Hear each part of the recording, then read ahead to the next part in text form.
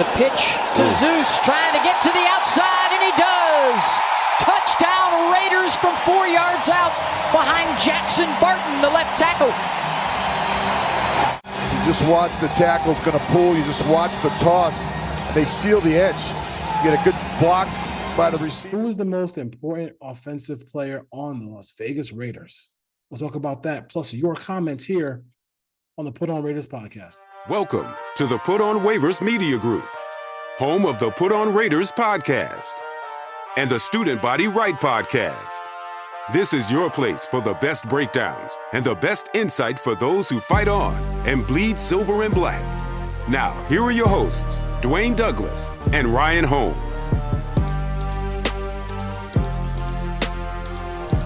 Put On Raiders podcast, Dwayne Douglas here. Talking Raiders and talking, one of the most important guys, and I think the most important guy on this Raider offense is going to be Zamir White. I think Zamir White, I know they have, the fancy new tight end from Georgia.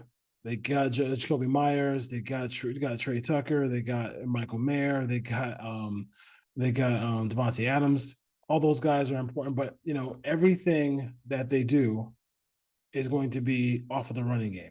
They're going to ground and pound. They're going to do all this stuff. They're going to run the football to kind of start the season off. So the way the North and South, his ability to break tackles and do all those things, it's going to be on full display. They need Zamir White desperately to have a huge season for them to become a respectable offense. I mean, it's just not, if they have to throw the ball 40 times a game, that's just 30 times a game. That's not really going to be Raider football. Maybe you can get away with that once in a while, but it's pretty clear that Antonio Pierce, it's pretty clear that, the way they've, kind of built up this offensive line, drafting a couple offensive linemen back to back in this draft, second round and third round, that, they need to run the football and they want to run the football. So we'll see if that's what they try to do here in a new Luke Getsy offense. But it's pretty clear to me that they let go of Josh Jacobs for a reason. They just said, hey, you know what? We're going to turn over a new leaf at running back. We're not going to sit here and play games. We thought Zamir White. I'll just go to the last 4 games that he had. Week 14 against the Chargers, 17 carries, 69 yards. And then at the Chiefs, we know about the Christmas game, 22 carries, 145 yards. Then we have the Colts game, 20 carries, 71 yards. I would say that's the one game where, if you're looking back at it, I would say, damn, I wish Antonio Pierce and that offense ran the football a little bit more. If you're getting 20, you're doing 20 carries for 70 yards. Let's see what he can get if he gets 10 more. As far as that goes. And then the last game of the year against the Broncos, they win that game. And it's 25 carries for 121 yards. So young legs, he's a guy he's just a bulldozer. So, I mean, that's what you really need from him, is to be just that guy who runs people over. I think also too, you didn't see a lot of it from Zamir White, but you did see some ability to catch the football out of the backfield. I don't think it's like, he's not going to remind anybody of Roger Craig. But in my mind, I feel like if he can be respectable in that aspect of the game, he doesn't have to come off the field. They're going to use a running back by committee. I think the thing that I really worry about is the other backs in this offense. But I do love. I mean, I do think I've been on the record saying I was okay with letting Josh Jacobs go. Like I really was. I mean, I'm willing to take a risk on a running back. On a rookie or young running back, because you need young legs there. You need guys who can take that load, and I think he'll be able to take the load. I'm not worried. I'm not really worried about him doing it. It's going to be the biggest challenge he's going to have, I think, is just how many carries he can take in an NFL season. Can he take the pounding? That's a lot of pounding for him for a young man to take. But Zamir seems ready for it. And I think he's the most important guy because it's going to set up the play action. It's going to set up all the different things they want to do offensively. I do think that I do think he's I mean, he might even be a good play on fantasy for the Raiders because the Raiders are going to run the football. Like there's not even a question about what they're going to do offensively. The question is, can they do this without having, without having a stellar passing game where everybody kind of knows you want to run the football and they know what's coming and can they stop it? That's where the Raiders are going to be. They're going to be that tough-minded running the football team and it's going to be interesting because everybody plays a light box. Everybody plays with three corners. Our team's going to change their personnel when they play the Raiders. That's the chess game that they're going to hope to plan on as far as that goes. So we'll see what we can get from Zamir White.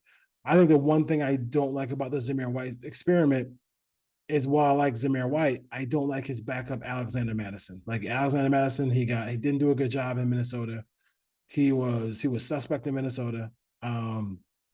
They let him go for a really good reason because he didn't run the ball well. And I thought the Raiders could have done a little bit better than Alexander Madison. But there's still June 1 is coming. Before you know it, there's some guys right around the corner they can pick up.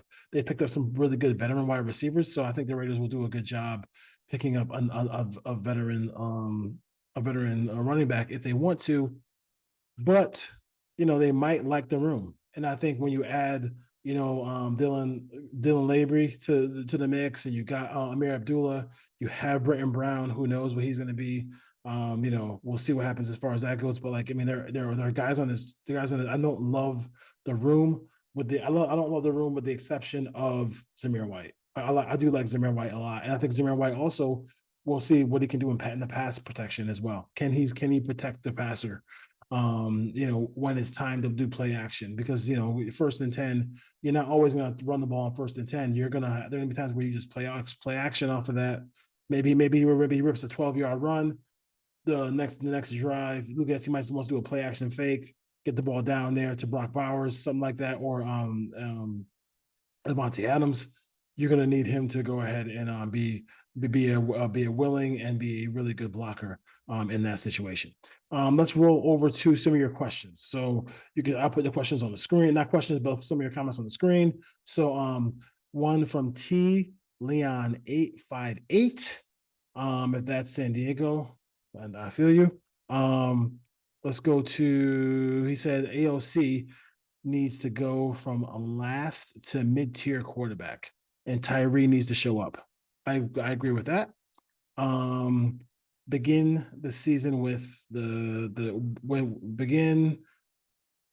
the season with Chargers, end the season versus the Chargers, hopefully with a playoff berth on the line. I totally get that one. And then let's go to here. So this is one I want to get to real quick. I know people are going to say you're talking about quarterbacks again, but this is from Dev Royal 7. Thanks everybody for watching the show. And I definitely want to talk about some of your comments. So my problem with you guys, QB take is newsflash: a rookie wasn't coming in and winning 12 games. CJ Stroud last year isn't the normal. Minshew is a vet, has experience. AOC will be better in year 2 with 1 year under his belt. Got to move on from the quarterback talk at least until after the season. So a couple of things. One thing is, first of all, is with the Raiders' allotment of talent on this roster, I don't know. I'm not saying they're going to win 12 games, but I do think if they had an exciting young quarterback, they would have a realistic chance of going to the playoffs.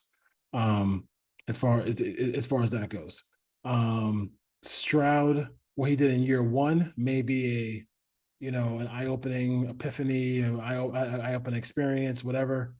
But you look at somebody like Josh Allen. He was like okay first year, and then second year jump, and has been an all-pro top 5 quarterback.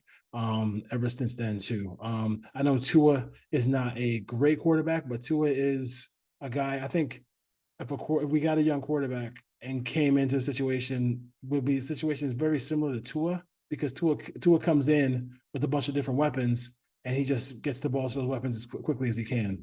I think if we drafted a quarterback, we could have been able to do that as well. Your remark about AOC, I don't know if AOC is going to take a jump. I don't know if AOC is not going to take a jump. We'll see. But I know by my numbers and by the numbers we look at, the first round quarterback hit rate is about 46%. Once you get down to the second round and later, then it's around 22 to 19%. So I rather just kind of ride on the side of the first round quarterback. But where we have AOC, we'll see what AOC does. I wish AOC was coming into the offense. I would have a little bit more confidence in AOC if he was coming back with a familiar offensive set. With an offensive coordinator that was the same. The system is new for him. The system is new for Gardner Minshew. So still nobody really has an advantage there. Besides the fact that AOC was, been on the team a little bit longer. As far as Gardner Minshew, I thought Gardner Minshew under Shane Steichen, Shane Steichen is one of the best play callers in all of football. His offense runs, with every quarterback. You can see Jalen Hurts, his game has kind of gone down dramatically last year, ever since he lost Shane Steichen. So I would say, that's a big thing there. The play caller was there. We don't have an experienced play caller. So that makes me doubly worried about it, is that we don't have an experienced play caller. If we had an experienced play caller, then I would be a little bit more confident about the offense, just a little bit as far as that goes. And then we have to worry about right tackle as well. The pressure, put the pressure in the quarterback's face. Let me get one more question in here before I head out, because this is going to be kind of a quick show right now. Let me get one more, because I like hearing what you guys have to say. Let's hear what you have to say. So let me go to here. And let me see if we got any comments in here. And then I want to roll in here.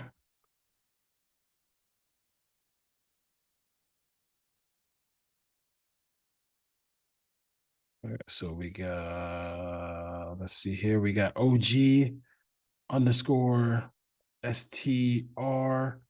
8UP. He said, sorry, my fellow Raider fans, don't watch any games. Don't waste your money. Since we don't have the best quarterback in the league, we won't win. Well, I mean, I'm not looking for it'd be nice if the Raiders for once had the best quarterback in football. That'd be great. But it's not really about that part of it. I'm not going to go too much into the quarterback right now. I'm going to go into kind of give you guys next couple of weeks, give you a breakdown of Gardner Minshew, give you a breakdown of what I think about AOC. I just don't know if AOC is in the right offense. I think his offense can be run with Gardner Minshew, but with all the the option stuff, I don't know if that's really the best offense for AOC, because he's not a threat as a runner. And I think everywhere Luke Getsy's kind of gone, he's had when he was the play caller, he's had a threat for a runner. If you go all the way back to when he was at Mississippi State. All right.